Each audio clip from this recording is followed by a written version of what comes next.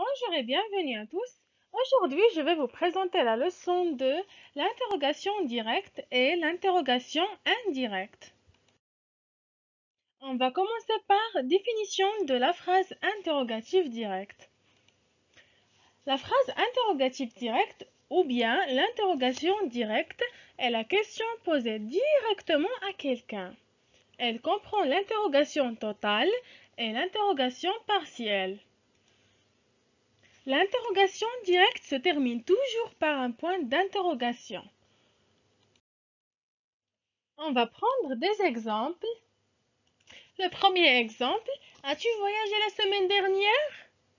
La réponse, oui, j'ai voyagé la semaine dernière. Alors, c'est une interrogation totale car on a la réponse par oui. Deuxième exemple, que faites-vous là-bas? La réponse, nous sommes en train de ranger nos lits. Alors, c'est une interrogation partielle parce qu'on a la réponse ni par oui ni par non. Et ces deux exemples sont des exemples de l'interrogation directe car on a la question posée directement à quelqu'un.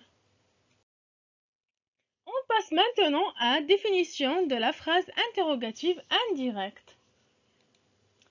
La phrase interrogative indirecte ou bien l'interrogation indirecte est la question qui n'est pas posée directement à quelqu'un. Elle ne commence pas par les mots interrogatifs, par exemple quel, qui, que, et ainsi de suite. L'interrogation indirecte se termine par un point simple. On passe aux exemples. Le premier exemple, je me demande s'il a fermé la porte de la maison après de sortir. Deuxième exemple, nous ne savons pas quoi faire. Troisième exemple, elle demande si elle a oublié son cache-colle chez nous. Ces trois exemples sont des exemples d'interrogation indirecte car la question n'est pas posée directement à quelqu'un.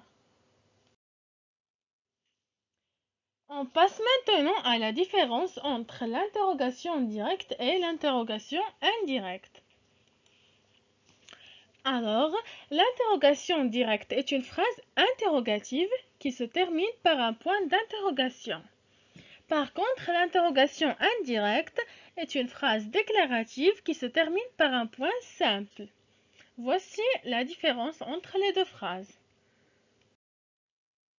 L'interrogation indirecte se compose de deux propositions.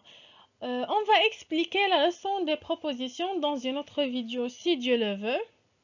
Alors, on a une proposition principale qui contient des verbes comme se demander, ignorer, ne pas savoir, etc.